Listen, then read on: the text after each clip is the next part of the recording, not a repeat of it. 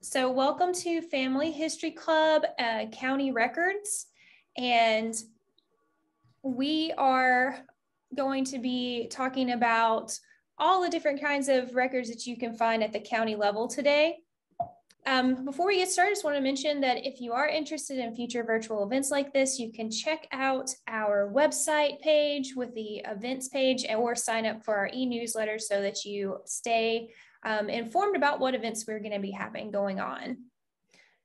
So if you haven't been to Family History Club before, we meet bi-monthly right now virtually, and we just discuss different genealogy topics. So I like to get feedback. So if there's anything that you are interested in learning about, please feel free to type it in the chat and we'll try to work that in.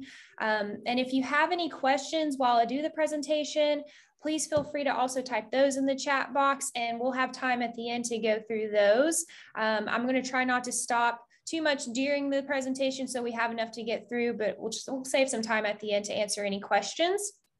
And there's also a link in the chat. I'm going to go ahead, since we had a few more people join, and go ahead and add that one more time. All right, so I just added that link to our handout today, and I'll add it again at the end. And if you wouldn't mind muting your microphones during the presentation, just so we don't get any feedback, that would be helpful. And if you have questions, like I said, just put them in the chat and we'll have time at the end to kind of unmute and chat with each other. So my name is Shanna. I'm the South Carolina Room Supervisor here at the library. And I will try to do my best to keep an eye on the chat. And we'll get to those at the end, some of those questions. So today, like I mentioned, we're going to be talking for today's topic about county records. So I have a few class goals that I wanted to try to accomplish during today's session. So the first part is I want to show everyone how that you can find county records for whatever locality you're researching, and as well as kind of see what time span is available for those records.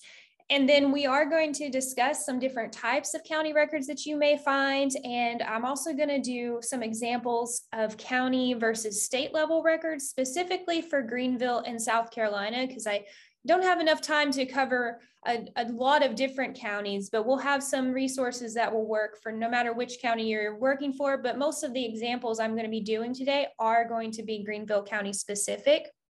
And then I'm going to provide some tips on what you might try if you are researching a county where the records have been lost or destroyed. Maybe there was a courthouse fire, and what are some tips that you can try when you find things like that you may encounter on your research.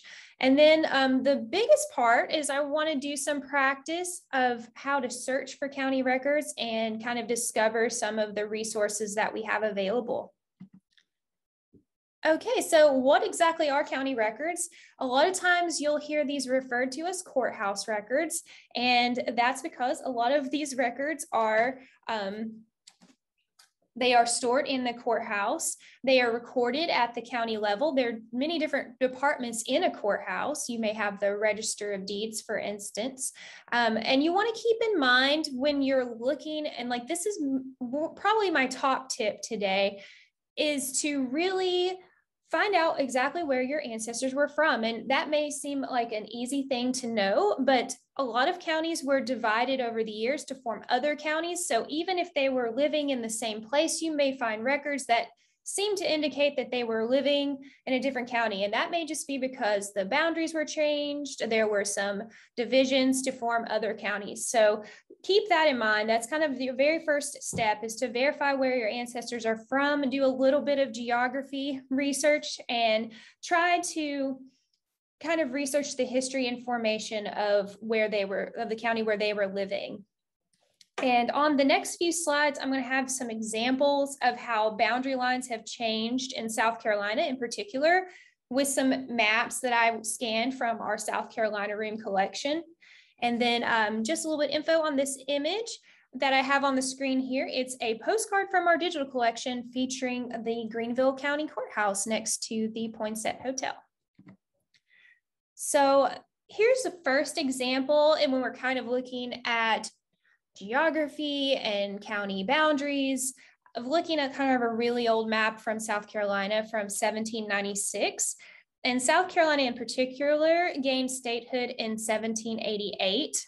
And around 1768, the area was divided into 7 kind of judicial districts, with Pinckney and Washington districts. They were added in 1793. So in 1798, the 9 districts were actually divided into 24. And I've also provided a link in your handout to some online resources for historical maps, and it's not just for South Carolina. You can use those for any locality. So take a look at those links as well, and kind of do some of your own research on looking at some of these old maps. This next map is of South Carolina from 1824. And so on this map, we can see the different districts in the state. So we can see Pendleton District is at the very top left part of the state. And Pendleton District is a great example of how areas kind of became divided, because Pendleton District was divided to form Anderson and Pickens counties in 1826. And then Pickens County ended up being divided to form Pickens and Oconee counties in 1868. So if we go to our next map, we can see an 1836 map of the state of South Carolina. And you can see at the top, there's now Pickens at the top and Anderson. So that's just kind of a local example of some of the changes that can happen over time with counties. And so that's important to keep in mind when we're doing county record research. So I also wanted to talk briefly about what some refer to as burned county research. So this is when maybe you have a county that you're researching for your ancestor, and you may come across records that have been lost to natural disasters such as courthouse fires, other environmental causes, or even neglect sometimes. Some of the county records where my family is from in Virginia were lost in a courthouse fire. And that can be a little frustrating when you realize that some of the records that you need are not available. And there's really nothing that you can do about getting the records that were destroyed back. However, there are some tips that you can try to find the information in other places. So one thing that you can try is to research colonial and state records and kind of look more at the state level. And then another tip is that you can try looking in newspapers, and a lot of times legal notices would be recorded in newspapers. So definitely don't disregard the newspapers for a source. And then you can also try looking at records in adjacent counties.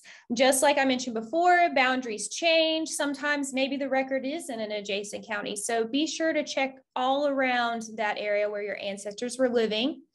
And then sometimes, especially with land records, those would usually be one of the ones that if they were destroyed would be the first ones to be re-recorded. So residents in some burned counties were able to sometimes re-record the titles of conveyance. So definitely look at the deed indexes very carefully if you notice that there was some land records lost. And on your handout, I've also provided a link with some tips specifically on burned county research. So definitely check that out for just some additional tips and tricks for that. Okay, so now I do want to give a few examples of types of records that we'll find on the county level, but also kind of talk about the difference between county and statewide records. And this is something we get a question about in the South Carolina room quite a bit, is where to find records, what records are statewide, and what records are kind of county specific. So this is just a brief overview. It's by no means all of the different types of records, but for Greenville County in particular, we have the marriage records are a county level record, and we have county land records such as deeds and plats. There's probate and estate records for Greenville, court records, county council minute books, even sheriff's office records that we have available that we can view. And I'll show you some examples of these later. And then for the statewide records, those birth and death records are going to be statewide. And keep in mind for privacy, not all of the birth and death certificates are public record. And so you may have to go through South Carolina Department of Health and Environmental Control to request a record if it is not public. And some other types of kind of statewide or state level records are some land records. There's warrants for land, plats for state land grants, and deeds were recorded in the counties by the clerk of court after 1785. So estate records, conveyances, and most other court records were actually under the jurisdiction of the court in Charleston until the county court system was created in 1785. And probate records, SC probate records were actually kept by the Secretary of the Province prior to 1732, but most of the original wills for that colonial period have not survived. And although I didn't put this on the slide, I did want to mention that there are, of course, federal level records available. And for example, there are federal land records, and you can check the records, these types of records out with the link on your handout. I provided a link to the Bureau of Land Management, and that link can be particularly helpful if you have ancestors who were living in Western states due to the Western expansion. So if you have relatives out West, definitely check with the Bureau of Land Management for some of those federal records. And so now what I'm going to do is I'm actually going to do a little bit of a demonstration on how that you can kind of locate county records. And then we're going to kind of look at some different types of records that we can find online. So let me go ahead and get out of my PowerPoint here. And the first thing I'm going to do, I'm actually in our handout, is I'm going to click on the Family Search Wiki. And I want to show you how this is such a great tool. We use this all the time in the South Carolina room, especially if someone comes in and they are from their relatives that they're researching are from a county or state that I'm not as familiar with. This is a great tool. What you can do is where it says search by place or topic in the search field, you can just type in whichever locality you're researching. And I'm just going to do Greenville County as an easy example first. And let's see if it will load here. Okay, so this is basically just a page dedicated to resources for Greenville County, South Carolina genealogy. And when you scroll down, there's some information about the records. And we can see when they started being recorded. And the ones with an asterisk, those are, it kind of lets you know that statewide registration for births and deaths didn't begin until 1915. And we can see the marriage records for Greenville County started in 1911. And then our court land probate records, those are much earlier. So we're looking at the late 1700s that we have available for those types of records. And then I like that it gives an overview of exactly where the courthouse is. And if anybody, I don't know if anyone has visited the courthouse where your ancestors are from, feel free to type in the chat. I'd love to hear about that and maybe what your experience was like visiting the courthouse. So definitely feel free to share, or maybe we can talk later as well when we do our Q&A. But this is some information about the county courthouse. And then we have some historical facts here, and we can keep scrolling down and we can see even more specific information about the records, different families, and then different categories for land and property, all kinds of information on just this wiki page here. So that's a great place to start if you haven't checked this resource, to kind of get an idea of what records are available, what is the time frame that the records started being recorded, and this can be very helpful. I want to show really quick, I'm going to go back And I'm going to do just another example of a different location. And this is for where most of my family is from, Buchanan County, Virginia. And so it looks very similar. We have some maps on the right. We have some descriptions about the county here. And then we have this little known beginning dates of major county records, just like we had for Greenville. So that's really helpful. But you notice I see up here, it says the courthouse burned in 1885. So that kind of lets me know that there was some record loss. And we go down and it also says that the fire did destroy many records. And then there also was a flood in 1977 that caused some damage to later records. We can see really easily here that there were some boundary changes, and they give some links, so I can do some of that geography research. And then we just have some additional resources like we had for the Greenville page. So definitely take a look at this wiki because it can be very, very helpful.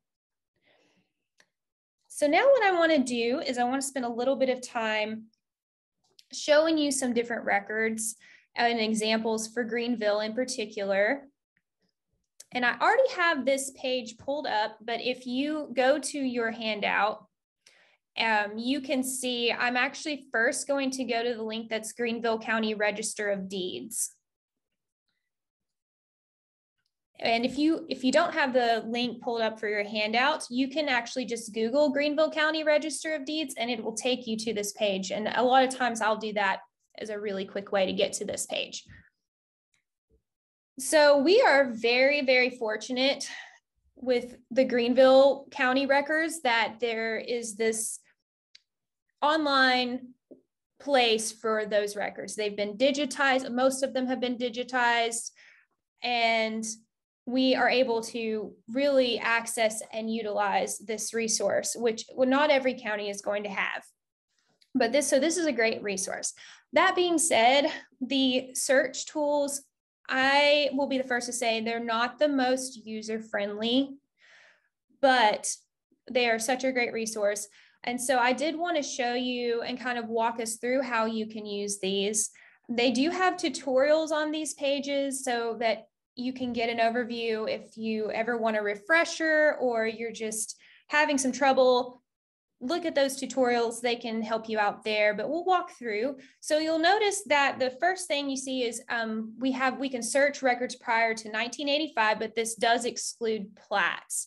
And then the second one is there's a new search assistant for documents recorded prior to 1985. So this top one is kind of the old way that you could search. And then they've recently added this new search assistant. And then down here, this is for more recent records for after 1985, but is for all of the plats. So the first one I wanted to do is kind of walk us through this new search assistant tool. So I'm going to click on it, and you do need to acknowledge the disclaimer here. One other tip I'll give when you are using the Greenville County website here is to not open it up in multiple tabs. I'm someone, and maybe you can tell, I like to have a lot of tabs open and I like to multitask, but this is really made to have it open in one tab and not really open it in multiple times, because sometimes that will make the functionality it won't work as well. So keep that in mind. So let's try an example. You can see on this left-hand side, we have some indexes to some books. So we have deed records, we have federal tax liens, mortgages, and some plats here. I'm going to go to the deeds from 1914 to 1949, and we're just going to click on that. And then the next thing, of course, that comes up, we can see there's grantor and then there's grantee. And we will need to make a selection from one of these. And this is the alphabetical by the last name. And so the grantor with the deeds is the person who is conveying or selling the piece of property. And the grantee is the person receiving or buying the property. So for this example, I'm going to click on the grantor under A. And you'll see that this index page viewer comes up for the index. And this is page 1, and I'm just going to click on page 2. And sometimes it may take a few seconds to load. And I'm going to zoom in a little bit so you can see that a little bit better. And this is the index by the last name. So let's say I was researching and wanted to find a deed for Abbott, last name Abbott. This tells me what page to look at, and it says page 1. And then what you do, and this is kind of a little tricky, you go up to the top left here where it says look up page, and you put in 1, and you click look up page. Then it takes me to this index that has the actual book and page number of the deed record. It gives me a little bit more information about the date that the deed was recorded. So let's zoom in a little bit more here so we can kind of get an overview. So I'm going to do A.T. Abbott. The date of this record was 1921. That A.T. Abbott was the grantor, and then Sophie Chadwick was the grantee.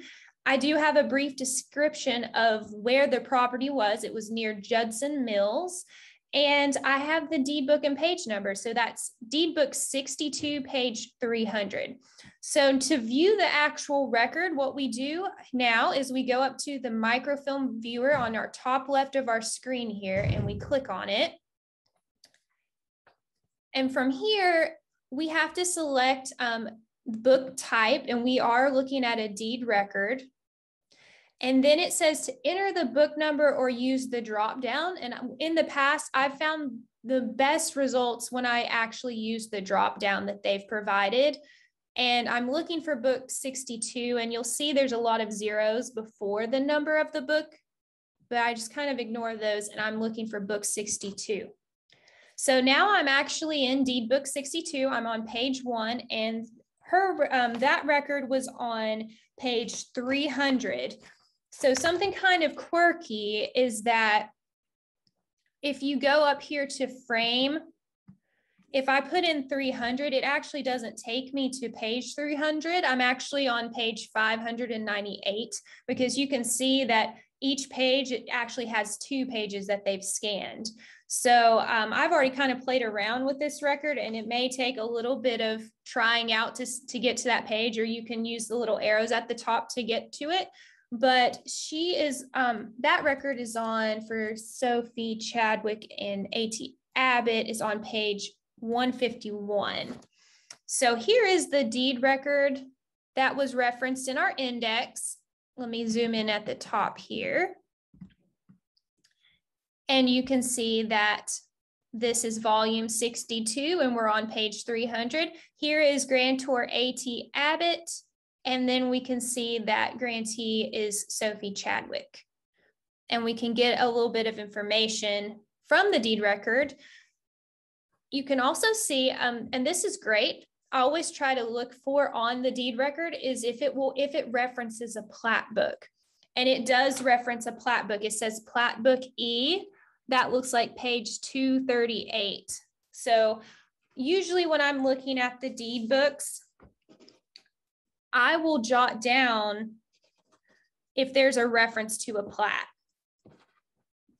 And I've done this for I live in a historic home, and I was really curious about the past owners and if there was a plat.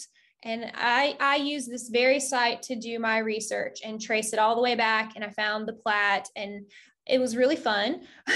And we have a lot of people come in who are doing property records or want to know the history of their house. So you could also use that for this as well, but it can also be great for genealogy purposes.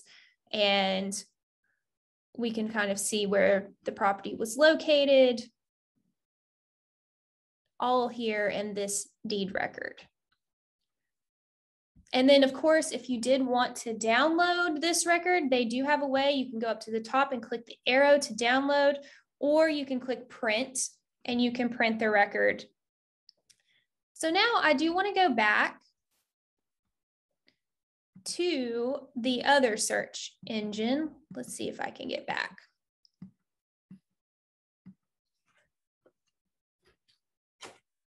I'm just going to exit out of this real quick.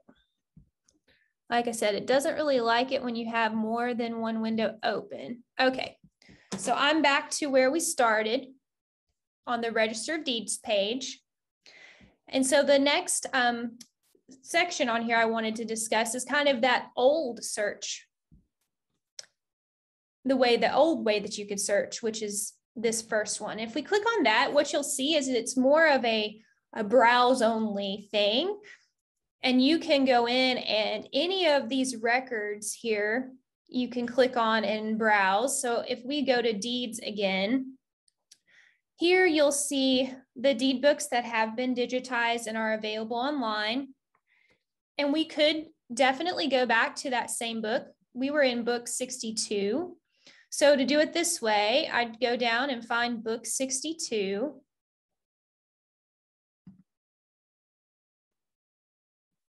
And then page 300. And once again, it's not always going to be the page that is listed here.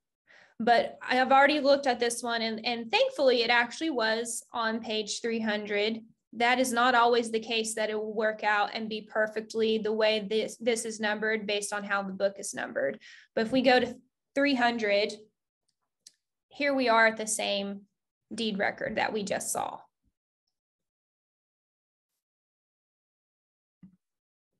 Okay, I'm just close that out. You can print from that screen as well. And then also that referenced a plat. We could go to plats. I believe that was in book E. So this was what was referenced on that deed record, plat E. And then it was on page 238. And we can scroll down until we find 238. And we can hopefully be on the right page. We'll see. Looks like it is. So then you have a plat record as well. I'm just going to exit out. And like I said, at the top here, you can download or print. You can zoom in if you need to. Okay. So the third part, like I said, you have a lot of different options of records that you could search. I'm just going to click on search public records to get us back to that first page here. And then down here, the last one, like I said, is going to be for your more recent records, but it does work for all plats. So I did want to just kind of show you this one too. So if you click on that one, what you'll do is you'll go up to the top where it says log in as a guest and just click log in as a guest. And this one is even more, I think, particular than the other searching that we did, that it really wants you to stay in one tab and not open multiple tabs in your browser. You do need to accept a disclaimer. And then we can go over to search public records. And then they have a few options of ways to search. We can do by name, or if you happen to know the book and page number already, you could do that. I'm going to search by name for this example, and you'll see that you can do it by a company or you could do it by a person's name. But something to notice here, their example is Smith John. There is no comma there. You need to put it in exactly like that, the last name space, the first name. I'm just going to let's do City of Greenville and see if anything comes up. And what I'm going to do over here on the right-hand side, right now, it's going to search for any kind of document. We have deeds, financing statements, mortgage, etc. I just want to look at plat records. So I can just select plat and let's see if I get anything for the City of Greenville. And sometimes if there's a lot of results, it may take it a second to load like it did just there. So here we have, there's 67 pages because obviously there's a lot of property records for the City of Greenville. So that's one reason why it took a little bit longer to load. So to go to the next page, you can click your arrows here. But if you see a record that you want to view, let's try this 1926 record on Spring Street and Church Street. You can click on that instrument number there. and it will pull up the plat records, and sometimes there'll be more than one. So this one that we have actually 2 different views. And you can make this full screen. You have a lot of tools here. The tutorial, I think that they link for this will kind of tell you about all the tools and what they do. But I just made this full screen so I can get a little bit better look at this. And let's go to the second one. And if you need to rotate it, like it's a bit hard to read what's down here, I can click this rotate clockwise button at the top. And it shows that this is a map showing property to be deeded to the city of Greenville for the purpose of widening the south side of East North Street. So that is what this is showing.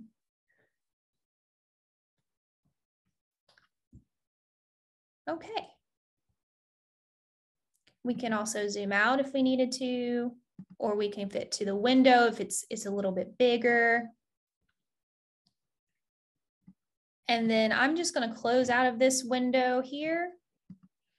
You can, once you close out of that window, they do have the option, you can email yourself the image, you can actually request a certified copy, or you can print it. One thing, if you do want to do another search result, do not try to click on the back arrow at the top. You'll want to say, go back to criteria or back to your search results. So if you just wanted to see the search results again, you could say back to results. If you want to do a completely new search, click back to criteria. It takes you back here, and then you can do a completely new search. Okay, so that's kind of the Register of Deeds page for Greenville. I'm going to close that out now, and I'm going to take us to the Greenville County Historical Records. And I'm going to show you on the handout, I have that here, Greenville County Historical Records. And you can just, we'll get to this page and say begin search. And then you'll see that there's a list of records available from this link for the county council, some of the Court of Common Pleas and General Sessions, probate court. It also links again to Register of Deeds and the Sheriff's Office. So for our time here, I'm just going to show probate court mainly right now. If we go to probate court, you'll see that there's an index to estate papers. So let's try that. We also have the actual estate records, and we'll look at maybe some marriage license or will books, but index to estate papers. And for Greenville, they have the 1787 to 1976 available. So if we click on this, this is just going to be the index that shows you which file that the estate record is in. This is a copy basically of the microfilm. We do have the microfilm in the room. I know some people actually prefer to use the microfilm over this online searching.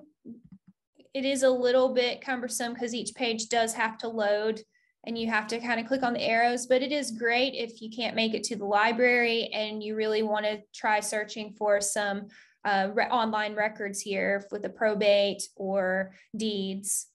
So this is just telling you what page it is on in this index. You kind of have to go a bit further before you get to the actual index. I just went to page 100 so we could kind of get an idea. So here is the actual index, and it shows which apartment number and file number that the record is in and what date it was filed, and then usually some remarks about who was the administrator of the estate or executrix. And so that's the index. So what you have to do once you have found your person in the index, you will need to note which apartment number and which file number. And kind of also I like to note the year, and then go back to your probate court records, which is right up at the top. I'm just going to click probate court, and then go to estate records. And what you'll see, now they have it listed out by apartment number and file number. So you find your numbers in the index, then you can go to the correct file number and you can view all of this online. I don't think a lot of people know that this is available online. And we do, like I said, have it on the microfilm, but great resource. We're very fortunate to have. Sometimes it will be a little difficult to read. Whenever these were scanned, some of them were not the best scans, or maybe the document was not in the best shape when it was scanned, but you can see these probate packets will oftentimes have, you know, the wills in there. You may have an inventory from the home and the items.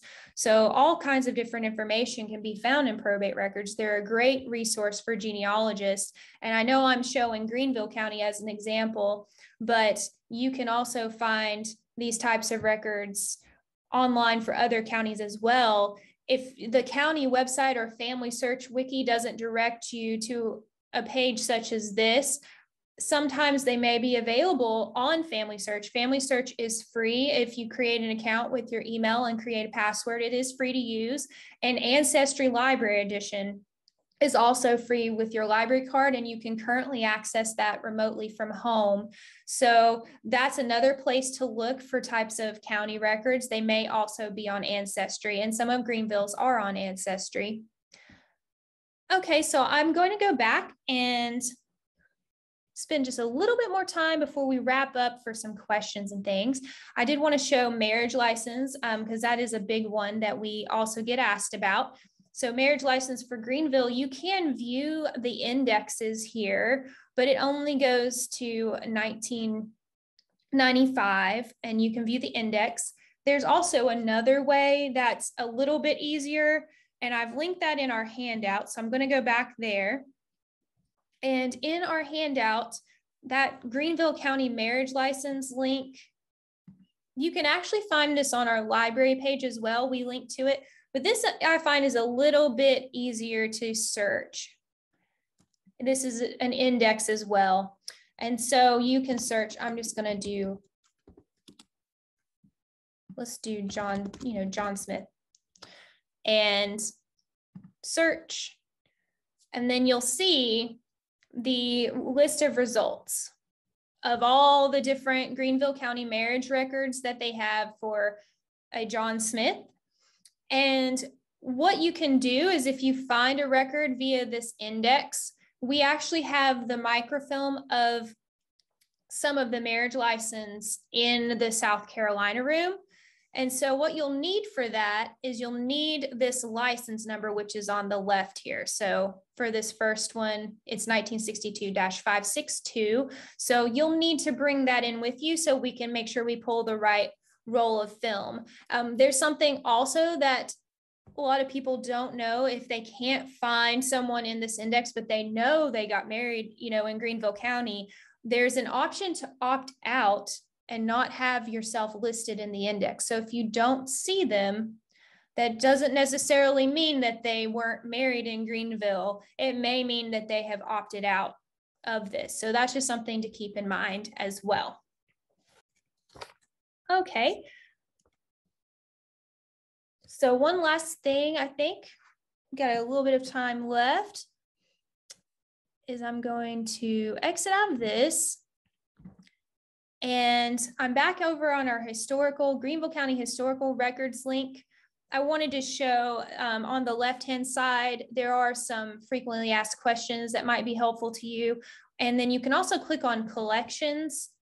And I like this kind of overview of what all is available. And you can also see they mention at the top that at the South Carolina room that you can access a lot of these images on the microfilm at the library. So like I said, a lot of it's been digitized. We still have the microfilm as well.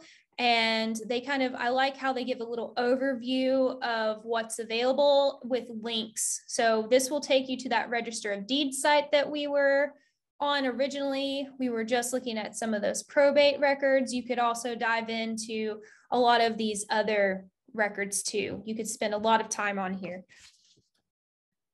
And wanted to kind of wrap up with mentioning, like I said, that we do have microfilm for the county records in the South Carolina room. We also have additional counties in the South Carolina room too. So if you're ever wondering what we have, feel free to give us a call.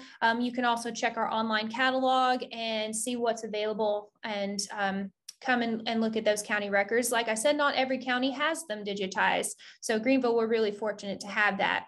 But right now, you don't have to make an appointment, but you are welcome to, and we do recommend that so we can kind of get things ready for you ahead of time. So please visit us at the South Carolina Room. We do have a little appointment request form, and I can link that as well. Oops. And then we are also, we do online record requests. So if you are unable to get to the library, or, maybe you're really busy, and you'd like to have a record pulled, that includes estate records and deed records, we are able to do that for a small fee. And we have a link to, I'll link that form in the chat.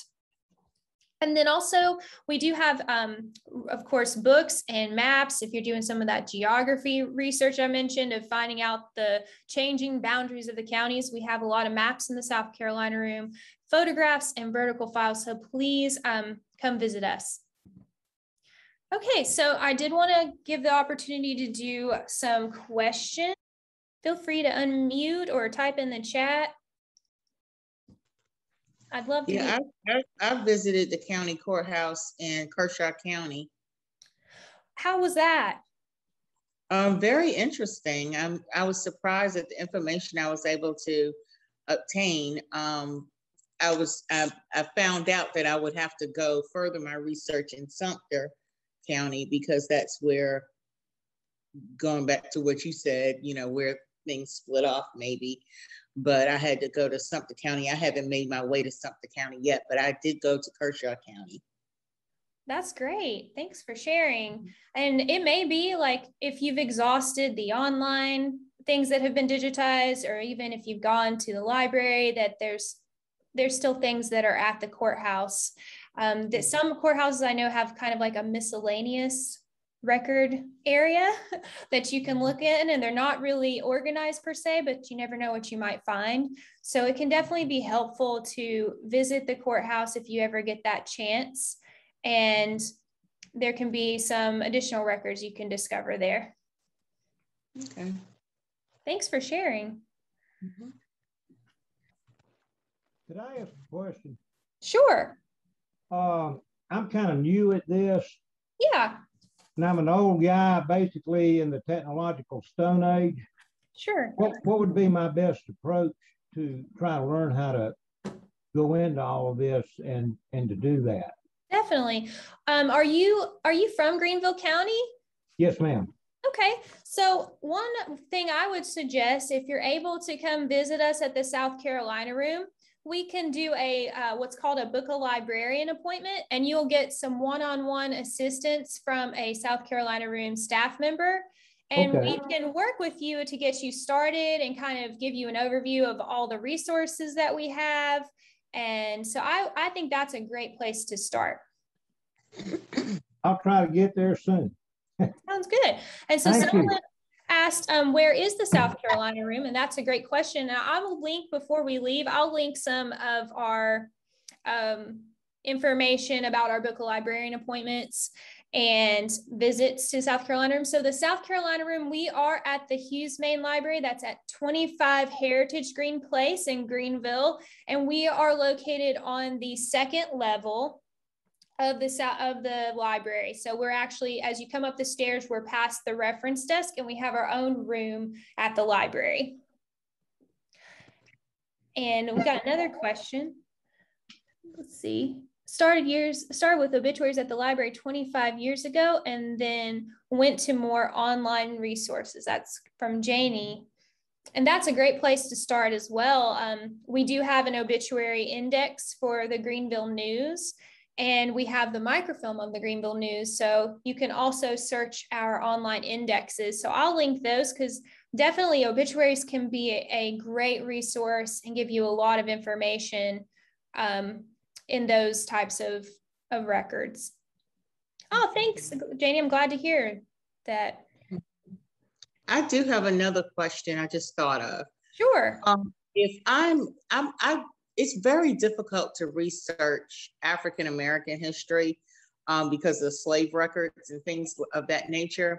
But I was wondering is there a way to trace records if the person was not necessarily a landowner, but they was like maybe a sharecropper or renting? Would there be some, would we have to have the name of the person that they rented from?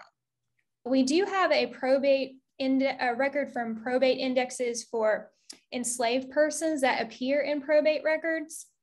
Okay. That can be a good resource. We do have those online. They are digitized, and I can link that if you'd like. We do have the books in the South Carolina room as well, but you can, the good thing about the online is you can type in a name, or you're able to search it really easily, and you could download it if you found something that was pertaining to your ancestor. So I'm going to make a couple of notes to make sure I link that. Thank you. You're welcome. And then also sometimes newspapers can be helpful. Unfortunately, we have an index for the Greenville News, but it only starts, I think, at around 1990. So sometimes for the older, you'll have to kind of browse, but we do have vertical files in the South Carolina room, and those are kind of subject files. So if you're doing African-American research, we actually do have a lot of files pertaining to African-American genealogy research and history and things like that. So that may also be a good resource to check, and you can view those in the South Carolina room and just ask staff if you'd like to view or you want to see what vertical files we have. They're basically done by subject, and you can just ask at the desk. Okay. And you're welcome. We've got another question from Dawn and Linda.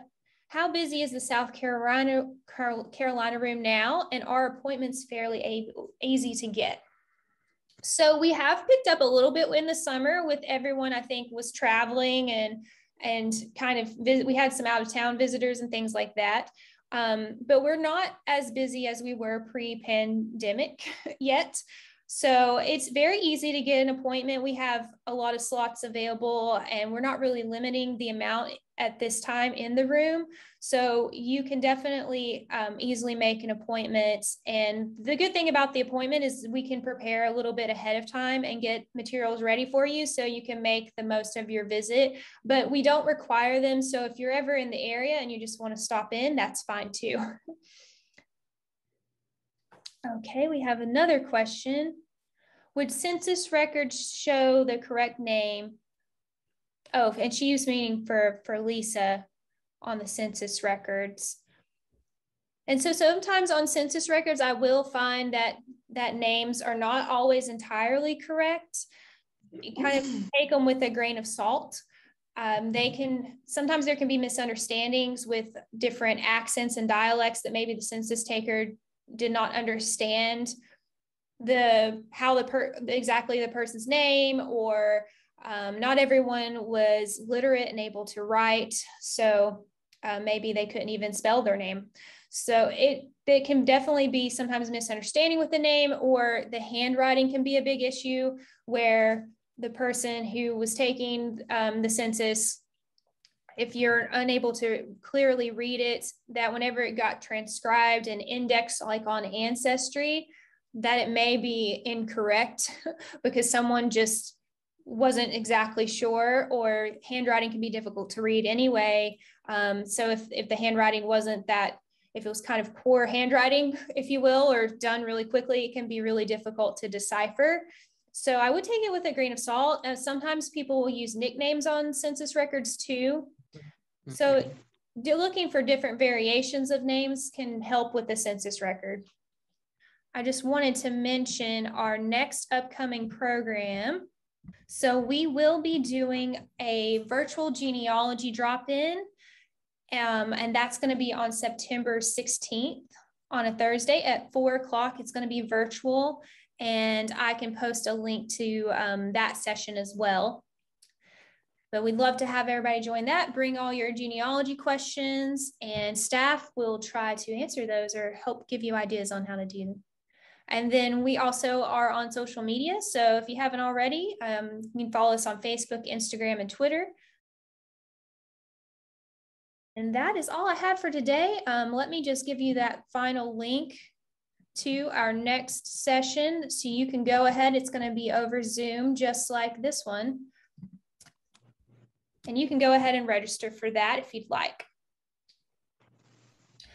All right, so if there's no other questions, we'll go ahead and conclude. And I do thank everyone for attending today and for all of your great questions. Thank you. Thank you all. Thank you. Hope to see y'all next time. Bye-bye. Bye-bye. Bye-bye.